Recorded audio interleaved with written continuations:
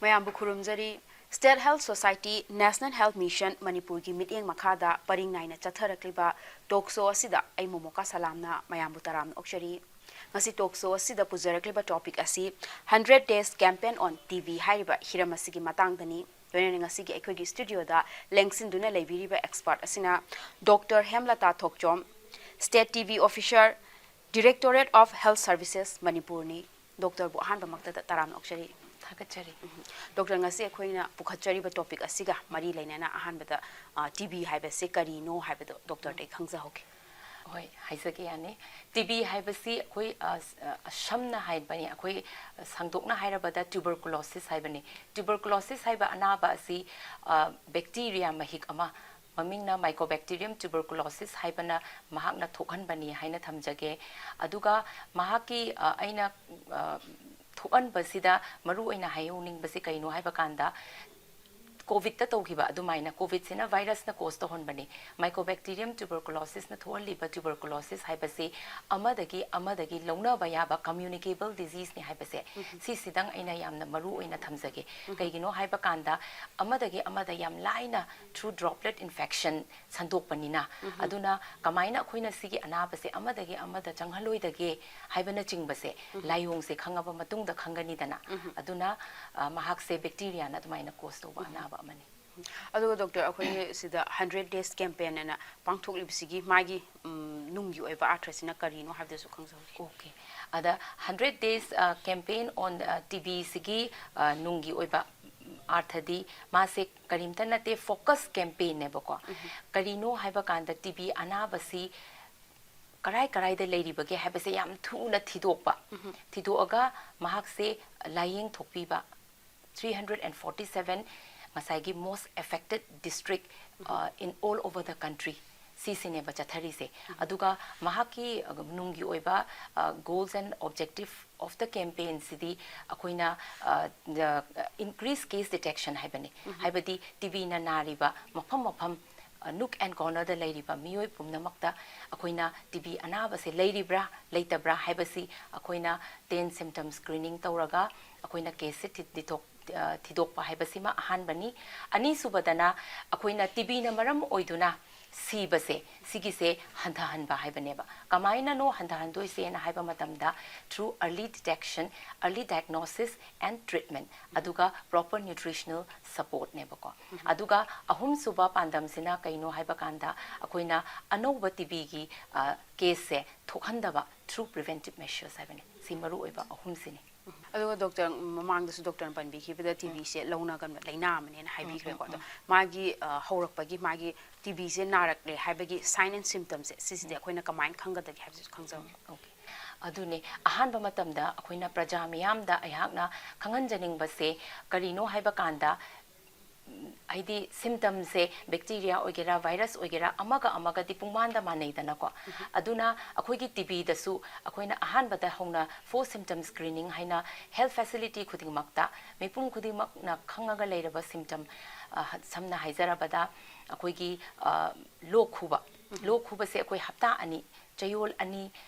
phana khujala aba henjala aba adudagi di mathangda laihau leiraba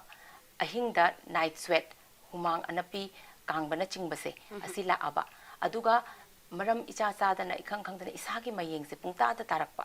sisina typical 4 symptom screening ne adu akoina 100 days campaign sida season adurge sidi akoi 10 symptom screening su yaure hairiba symptom mari si na khangga duri basi akoi anaba se TB se pulmonary extra pulmonary haina khaidu e haibadi pulmonary haibana akoigi lungs ki oiba lungs ta sookanda tholakpa symptom aduga lungs ta nataba TB na sokhan bangam base hakchang gi part khudimak loina sokhan bangam me except hair and nail aduna takpadi department khudimak ko aduga each and every specialty khudimak ki TB na loina lamba phangba ngamme haibani aduna extra symptom kharaso akoigi 10 symptom screening haiduna akoi atopa extra pulmonary se icham chamba symptom gi khuthang dagi khangnaba ko akoigi sinjarakpani program sina aduda additional symptom kharaso akoina screen tawi adudi karino haiba kanda akoigi lok khubada e ga yaura aba adagi thabak nara aba adagi any deformity isagi part haidi akoigi miga karakpa limb node ka ngak ka chawthorpa pomba leidana adumaina mafam atopada apom arak yawrakpasu akoina symptom amane na akoi dum screen taweba ko adumaina ahenba loss of appetite chaning thaning ba polak tabana chingbase sisu akoi screening da symptoms e ahenba hapsan jaba haiba tare aduna hairiba symptoms sing se leiba taragadi akoi mipum khudi makna kitang wakhanda tamina gadaba si karino haiba kanda aigi si TB si oiramba yai ko manaba khara yaubi ba leiragadi athubada ko aduna koina khangdok inaba haibase sise maina yam darkar oin thamsari adugo doctor akoi lok thungbase ka hojiki TB gi lok sigadi kari khenaba leibage habdusu khang lok thungbaga haibadi lok thungba haibase influenza virus haibadi mana virus na cause toba aduga akoi gi TB na khuhanba lok haibasna bacteria haibadu aina aduna bacteria si oiragadi akoina proper magi medication antibiotic ama change eba virus ti antiviral haidi antibiotic na hat bangamde madi adum with course of time ma phagine bako aduga bacteria se especially akoigi TB gi mahiksina thokhanba oiragadi unless and until magi proper medication se ma se yamna mapanghan kanba mahikne haiba tare aduna hidak se koi lok thunge ne antibiotic ama khak charaga numi mangani chabana loisandaba haiba tare aduna ma the combination of medicine chare ebako adusu matam chana amadi khara sangna sujaba aduna hairiba kaino se khena ba haibabu khoina lok sida yauriba mahik se khena re mangonda na ngasagi mycobacterium bacilli se ura ani adugo doctor akoina magi diagnose tawbagi mawong sidi karmain tawgatagi su khangsa aduna aina ahanba da haizaningi se mipum amada praja singna isada hairiba layong sing sigi symptoms si lebiba taragadi akoigi manakna health facility da chatpi bese ya mathau tai chatpi do isna kai gino ha kanda doctor tana bi bese kari gino ha kanda akoi yaura kanda da agi symptoms se khangani khanga kanda masi symptom positive oi bataragadi akoina diagnosis se hazikti thaina di microscopy kaina tawrame sputum se sample oina ga lauraga aduga hazikti direct molecular testing akoi covid ta tawkhibada akoi molecular PCR ga tawidana adumaina akoi gi CBNAT natraga TrueNAT hariba technique se sisina aduki matik sensitivity se wangba microscopy ta de koi mit na miss to basu yae bako aduna sidadi even as magi nucleic acid matik ama yaur about the bacilli gi aduduna sensitivity se yam wang bani miss out tawbagi false negative oibagi chance yam na nemakpa aduna hariba nat machine sets there is the molecular testing tawraga diagnosis to thokpigani sisina khwaide maruni there is the positive or akanda koina further treatment se sigi makhata ba jangsan gada ba oiba do doctor koina diagnosis tawre do koina TB se confirm oire haibdi positive oire adu dadi treatment se kamaina chathaga dage su khangsa aduna akoina hairiba se akoina ngalna khando igai sigi TB layong anaba sidi phagadori neba kaigino haibada unlike akoi HIV AIDS natraga atopa anaba na narakanda punsi chupa loina bado haidi diabetes pu oiro BP bu wango naba matamda akoi punsi chupa hidak se chaidana adumaina natabada sigi yamna akoina lucky oiba akoi da nungaiba sigi program sigi anaba sigi hairagadi TB anaba haibase fazana bu charadi laying tho adine treatable curable neba curable oeba aduna health facility da chalakanda koina anaba se fixed dose combination da program na thaina di koi hidak se makhan taruk oina chare eba duna intensive phase haidi ahan ba tha anigi phase ama aduga continuation phase tha mari gi amaga chathagani punna tha taruk si se drug sensitive TB gi anaba gi treatment neba ko aduna thaina di guli se makhan je mari taruk se charameba adana hazikti mi duna chabada wadra adugi side effect ka leibaga hazikti ka doge habda guli amakhakta dosing se loina yaura abasi fixed dose combination ka webako adumaina program na laina anabana chaba matamda wadana ba compliance leina ba mawongda adumaina treatment se free of cost adumaina lai ado doctor ai mangda su khangja haning bisna akoi TB se oira ise TB narak pagi TB form torok pagi mai causes se sisidi kari no oipeke habju ka khangja hobi TB anaba se mikhan mi khara vulnerable group high risk category khara da hena nagali adudi kana no haiba kanda thaina TB na nagraba anaba leire aduga maga sakona na leiriba ꯑꯩꯈꯣꯏꯒꯤ family close contact ꯏꯃꯨꯡ ꯃꯅꯨꯡꯒꯤ ꯃꯤꯁꯤꯡ ꯑꯗꯒꯤꯗꯤ ꯆꯍꯤꯁꯦ ꯍꯨꯝꯐꯨꯒꯤ ꯃꯊꯛ ꯂꯥꯛꯑꯕ ꯑꯗꯒꯤ HIV ꯒ ꯁꯥꯒꯣꯟꯅꯅ ꯍꯤꯡꯉꯤꯕ ꯃꯤꯑꯣꯏꯁꯤꯡ HIV ꯒꯤ ꯃꯔꯛꯇꯗꯤ ꯑꯩꯈꯣꯏ TBꯁꯤꯅ commonest opportunistic infection ꯑꯣꯏꯌꯦꯕꯀꯣ ꯑꯗꯨꯅ ꯃꯈꯣꯏꯁꯨ ꯁꯤꯒꯤ vulnerable population ꯑꯃꯗ ꯆꯤꯡꯉꯛꯑꯦ ꯑꯗꯨꯒ ꯑꯩꯈꯣꯏꯒꯤ ꯗꯥꯏꯕꯦꯇꯤꯁꯅ ꯅꯥꯔꯕ ꯆꯨꯔꯨꯞ ꯊꯛꯑꯕ ꯌꯨ ꯊꯛꯑꯕ ꯑꯗꯒꯤ ꯑꯩꯈꯣꯏꯒꯤ congregate setting close setting and workplace ꯗ ꯂꯩꯕ ꯑꯩꯈꯣꯏ ꯍꯧꯖꯤꯛꯀꯤ ꯏꯔꯥꯡꯒ ꯍꯥꯏꯅꯧꯔꯒꯗꯤ ꯑꯩꯈꯣꯏꯒꯤ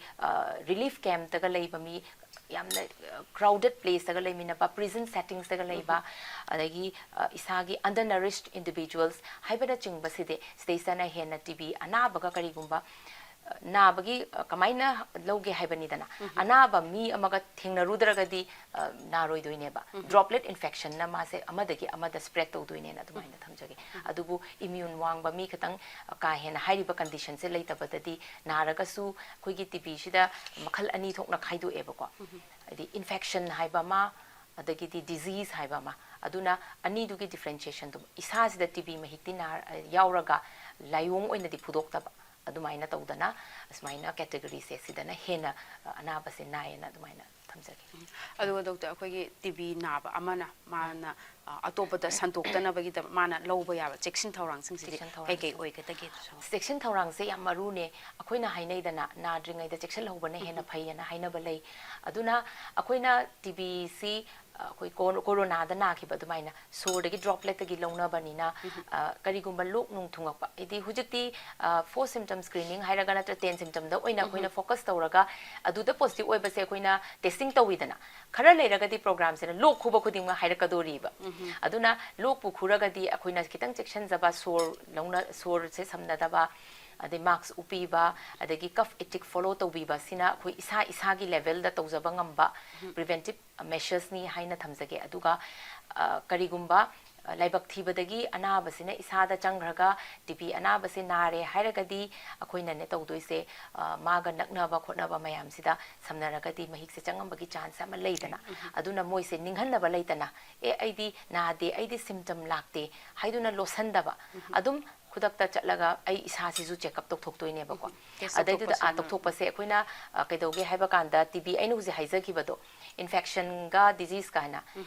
ꯃꯍꯥꯛꯁꯤꯗ ꯃꯍꯤꯛꯇꯤ ꯆꯪꯉꯝꯃꯒ ꯈꯪꯗ꯭ꯔꯦꯅ ꯈꯜꯂꯁꯦꯕ ꯑꯩꯈꯣꯏꯅ ꯄ꯭ꯔꯣꯒ꯭ꯔꯥꯝꯁꯤꯗ ꯑꯅꯧꯕ ꯁꯥꯏ TB infection ꯍꯥꯏꯅ ꯊꯥꯏꯅ ꯃꯟꯇꯨ ꯁ꯭ꯇꯦꯖ ꯀꯥꯏꯅ ꯇꯧꯕꯗꯨꯗꯒꯤ ꯈꯔ ꯐꯒꯠꯄ ꯑꯗꯨꯒꯤꯗꯨꯅ ꯏꯟꯖꯦꯛꯁꯟ ꯃꯆꯥ ꯑꯃ ꯀꯥꯞꯄꯒ ꯇꯦꯁ ꯇꯧꯕꯁꯦ ꯁꯤꯗ ꯄꯣꯖꯤꯇꯤቭ ꯑꯣꯏꯕ ꯃꯤꯁꯦ ꯁꯤꯁꯦ ꯑꯩꯈꯣꯏ TB infection ꯂꯩꯕꯁꯦ ꯐ꯭ꯌꯨꯆꯔꯗ ꯇ꯭ꯌꯨꯕꯔꯀꯨꯂꯣꯁꯤꯁꯁꯦ ꯑꯣꯜꯂꯛꯇꯅꯕ ꯑꯩꯈꯣꯏꯅ TB preventive therapy ꯄꯤꯖꯩ TB preventive therapyꯁꯦ ꯊꯥꯏꯅꯗꯤ ꯑꯩꯈꯣꯏꯒꯤ 6 long months course ꯆꯥꯏꯌꯦꯕꯀꯣ ꯑꯗꯨꯅ ꯊꯥ 6 ꯆꯥꯕꯁꯦ ꯍꯧꯖꯤꯛꯇꯤ ꯄ꯭ꯔꯣꯒ꯭ꯔꯥꯝꯁꯤꯅ update ꯇꯧꯔꯛꯄꯩ ꯃꯇꯨꯡ ꯏꯟꯅ ꯑꯩꯈꯣꯏꯁꯦ compliance ꯌꯥꯝ ꯋꯥꯠꯂꯝꯃꯦꯕ ꯃꯤꯁꯦ ꯀꯩꯒꯤꯅꯣ ꯍꯥꯏ ꯀꯥꯟꯗ ꯅꯥꯗꯕ ꯃꯤꯅ ꯑꯩꯕꯨ ꯅꯨꯡꯇꯤꯒꯤ ꯊꯥ 6 ꯍꯤꯗꯥꯛ ꯆꯥꯎꯋꯦ ꯍꯥꯏꯕꯁꯦ ꯑꯩ ꯑꯣꯏꯔꯁꯨ ꯆꯥꯅꯤꯡꯗꯦꯗꯅ ꯑꯗꯨꯃꯥꯏꯅ ꯀꯩꯗꯧꯒꯦ ꯍꯥꯏꯕ ꯀꯥꯟꯗ ꯍꯧꯖꯤꯛꯇꯤ ꯄ꯭ꯔꯣꯒ꯭ꯔꯥꯝꯁꯤꯅ ꯍꯞꯇꯥ ꯑꯃꯗ ꯑꯃꯨꯔꯛꯈꯛ ꯊꯥ 3ꯁꯦ ꯄꯤꯖꯔꯒ ꯉꯁꯥꯏꯒꯤ ꯀꯔꯤꯒꯨꯝꯕ ꯏꯟꯐꯦꯛꯁꯟ ꯂꯩꯔꯝꯃꯒꯁꯨ ꯐꯈꯤꯗꯣꯏꯅꯦꯕꯀꯣ ꯑꯗꯨꯅ ꯐ꯭ꯌꯨꯆꯔꯗ ꯍꯥꯏꯗꯤ ꯐꯨꯜ ꯐ꯭ꯂꯦꯖꯦड TB ꯑꯣꯏꯔꯣꯏꯀꯣ ꯑꯗꯨꯒ people living with HIV dana nungtigi chadoiba 28 days aduna asigise hujik akogi TB preventive therapy se one of the preventive measure ne na dumaina thamsage ꯑꯗꯣ ꯗꯣꯛꯇꯔ ꯍꯧꯖꯤꯛ ꯑꯩꯈꯣꯏꯒꯤ 100 days campaign on TV ꯁꯦ ꯁꯤꯁꯤꯒꯤ ꯀꯦꯝꯄꯦꯟꯁꯤꯅ ꯑꯅꯥꯕꯁꯤꯡꯁꯤꯗ ꯄꯤꯔꯤꯕ ꯀꯥꯟꯅꯕꯁꯦ ꯁꯤꯁꯤꯅ ꯀꯔꯤ ꯀꯔꯤꯅꯣ ꯍꯥꯏꯕꯗꯨꯁꯨ ꯈꯪꯖꯍꯧꯒꯦ Okay. Ada 100 days TB campaign gi kanaba pudi leizare kanaba sidi akoina thido anaba se athubada puthoga diagnose tawraga early diagnosis and treatment haibane adubu TB program National TB Elimination Program gi makhada TB gi layong sina naraba anaba singda kanaba piba khara lei adudi hairiba aina ngasai dagi diagnosis treatment na hairiba se all free of cost anabagi hidak sisu testing sisu loinamak anabada karimta paisa puthokningai leite free of cost ni aduga treatment chaba hidak chaba sigi manung sida akoina beneficiary hai tare seisa akoina nikshe poshan yojana nutritional support akoigi incentive oina through direct benefit transfer akoigi hana 500 rupees per month oirame November dagi 1,000 rupees per month akoigi anabasina my treatment completion loidribau ꯑꯩꯈꯣꯏꯒꯤ account transfer ꯇꯧꯔꯒ ꯑꯗꯨꯃꯥꯏꯅ ꯄꯤꯖꯩ ꯁꯤ ꯃꯍꯥꯛꯀꯤ support ꯑꯃ ꯂꯩꯔꯦ ꯑꯗꯨꯃꯥꯏꯅ ꯊꯝꯖꯒꯦ ꯑꯗꯨꯒ ꯑꯅꯥꯕꯁꯤꯗ ꯐꯪꯗꯣꯏꯅꯦꯕ ꯑꯅꯥꯕꯁꯤꯗ ꯐꯪꯗꯣꯏꯅꯦꯕ ꯑꯗꯩ ꯑꯃꯅ ꯑꯦꯅꯔꯖꯤ ꯗꯦꯟꯁ ꯅ꯭ꯌꯨꯇ꯭ꯔꯤꯁꯟ ꯁꯄꯣꯔꯠ ꯑꯅ ꯁꯤꯁꯤꯅ 100 days campaign ꯌꯧꯔꯝꯗꯥꯏꯒꯤ ꯍꯦꯛ ꯃꯃꯥꯡꯗ ꯑꯩꯈꯣꯏꯅ 1000 rupees ꯑꯣꯏꯔꯛꯄ ꯅꯕꯦꯝꯕꯔꯗꯩꯅꯦ ꯁꯤꯁꯨ ꯁꯤꯅ BMI basal metabolic index less than 18.5 ꯍꯥꯏꯕꯗꯤ ꯏꯁꯥꯒꯤ ꯋꯦꯠꯁꯦ ꯑꯗꯨꯛꯀꯤ ꯃꯇꯤꯛ ꯅꯦꯝꯕ ꯍꯥꯏꯇꯥꯔꯦ ꯑꯗꯨꯒꯨꯝꯕꯗ ꯑꯩꯈꯣꯏꯅ ꯁꯦꯆꯦꯠ ꯑꯣꯏꯅ ꯄꯦꯀꯦꯠ एनर्जी डेंस ngसाई फूड सप्लीमेंट से सीसे अखोइना अहुबगी था अहुमसिदसु फ्री ऑफ कॉस्ट अदुमाइना पी अदुमाइना सीसे सपोर्ट से पेशेंट मसामक्ता यौवे हाइतारे हाइबदे हाना टीवी से मागी टीवी से नाराबा हाइबदे खंगदोकपसिनेबा कैंपेन खंगदोगा मागी खंगदोगा मखा ताबा थिदोअनी मॉलिक्यूलर टेस्ट तौबदा पॉजिटिव और दिमा ट्रीटमेंट गी दमक्ता रेफर तो बिग्रानी अदुगा ट्रीटमेंट से हेक होबदगी दि मागी फंगफम तोप सेनफम तो अदुसु मागी अकाउंट गा से हांगदोकपीदना बैंक सिटिंग तौरनी तौरबा मतुंगदा मागी अकाउंट दुदा माई ट्रीटमेंट लोइद्रिबौदा हाइरिबा 1000 rupees से फंगदोर अदुगा डॉक्टर सिगी अखोइगे 100 days campaign on TV सिना अखोइगे गवर्नमेंट ऑफ मणिपुर की ओइगदोबे नत्रा अदुसु खंगजाओ 100 days campaign से गवर्नमेंट ऑफ मणिपुर की हाइबदी ministry of health and family welfare की खोगी PMO ऑफिस की डायरेक्टिव हाइदी ऑल ओवर द कंट्री लोइना तौबने अदुना सी से आई या मरु ओइबा पॉइंट सी नाहक ना होदोरपसे हाइजा होगेबा TB मुथतमिनसी हाइबसी अखोगी ग्लोबल स्ट्रेटजी 2030 द मुथत पाइना लेग्रे अदा अखोई गवर्नमेंट ऑफ इंडिया ना अखोगी 5 years ahead from the global goal दगी को 2025 द मुथत के ना अखोइना पांदम से थमक पनेबा अदुबु हाइरिबा अखोइना डिक्लाइन इन द इंसिडेंस नत्र मोर्टालिटी हंदरपगी चांग से यंगपदा 2025 तदे अखोइसे पांदम से स्वा फंगबा ngamaroiba ngamaroidabana mokpap oina अखोइना 100 days campaign से nook and corner of the country that changhalakpaneba everyone should join hands haibane aduna haibadi TB se muthat ke eliminate tauge haiba matamda NTEP program STO ai ama natraga ai staff khatagi daita nateba aduna health department khudingmak ki miyoi khudingmak elected members tagi horaga aduga government officials pumnamak aduga health department da natana education department adagi youth sports celebrities each and everyone miyoi pudingmak mipung khudingmak TB se gi matang da ngangna biyu khangbiyu khangdoksi haibani adumba kanda da akoina loinamang zero mak puthaba ngamdrabasu ko akoina minimum level da di putharakpa ngamgani haibase sise aina yam thajaba lei adubu ai itomdana dingamoi akoi praja pumnamak nasu khangbiraga akoi gi sigi awareness ki khuthang sidagi anaba layong se khangdokpiraga thokpirakpa adagi thaina dauna akoi gi stigma se leibidana tathi tawoina hanthana yengbi basima pura tokpirasi hazikti adugi matam su natre ko aduna yam chawkhataba matamni aduga layeng bada akoi thaina dauna TB नारे हाइदि काचिन the लोटपा कीदना समनबिदबा अदुगुंबदुगी मतमदो लोइरे हजिकति हिदाक तुबु चाथोअदि मीदो अदुम फदुइनि हिदाक की कोर्सना चाबा हौरबा मतमदा नुमित खरा हप्ता खरा लेरगा मीदो trans अमदगी अमदा spread तौरा खरा रोएबा अदुना असंदोरा अरोएबा अदुना नेबा याम gun हिदाक से चाथोक सेना हाइरिसे अदुना सिगी खुदांगदा इना मयामदा सिगी पाउजेल से मामतंग थमजागे हाइबदि टीवी से नारगा सुमागी ट्रीटमेंट सिदि फ्री ऑफ कॉस्ट ओइदोइनेबा ओइ अदुगा डॉक्टर अखोगी प्रधानमंत्री टीवी मुक्त भारत अभियान से सिसिगी मखादा सिगी 100 days campaign on TV से लाकदोरेबा अनिसी खेनाबादी सिदी हानदगी दुम लेजबा प्रोग्राम ने अदो लेजबा से प्रधानमंत्री टीवी मुक्त भारत अभियान से कइनो हाय कांदा अखोई कम्युनिटी पार्टिसिपेशन कम्युनिटी सपोर्ट हाइबने सेसा कदोगे हाय कांदने हानदगी लेजबने अदुबु हुजिक अखोइना कैंपेन से पॉजिटिव डिटेक्ट तौरपसे सिसु अखोइना अनाब खुदिमक से सिगी काना बसे फंगनगदोइनेबा करिनो हाइबा कांदा TB अनाबा मनाबदा आइना ngसाई हाइबदो नारिबा मीसे vulnerable खतंग अवा अना तारबा लेता लाइराना ओइगल्लेबको अदगी साबा थकपका वाटपा न्यूट्रिशन से फजन साबा ngamdaba adana hazikiti nutrition is the best vaccine haitare aduna sigi support pina bagi tamakta kadoge hai kanda TB anaba each and every TB patients say nutritional support through Nikshe Mitra sigi program gi makhada ni ko Nikshe Mitra haibase kanano haiba kanda mi amane hekta oiba yai elected members health department de oigera NGO oigera nahak ai anybody na TB patient amabu adopt to bibaneba adopt to bibase kaino haiba kanda nutritional support diagnostic support natraga skill development support haiba ahum se layebako adubu namna akoigi haziki oina pinari se food basket haiduna moina chana thakna base akoina nutrition rich food se akoina leibire dana aduga thagi magi treatment completion loidribo mi amana patient amada pibi bagi wani da ado si se akoi TB anaba akoi Manipur da chawrakna 2450 approximately ko adumaina leibase loina mak CPU haibaneba ada akoi program sina si se 100% di yoba ngamdri nikshe mitra se yamna thopirakte aduna ngasi gi TB gi khuthang sa ina nikshe mitra oibiu haibasisu aina mayamda nolukna haijari nikshe mitra oiraga TB anaba singi mateng pangbiu haibase adum kanta da akoina 100% akoi gi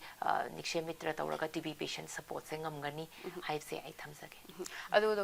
doctor na sabe hojiki nikshe mitra se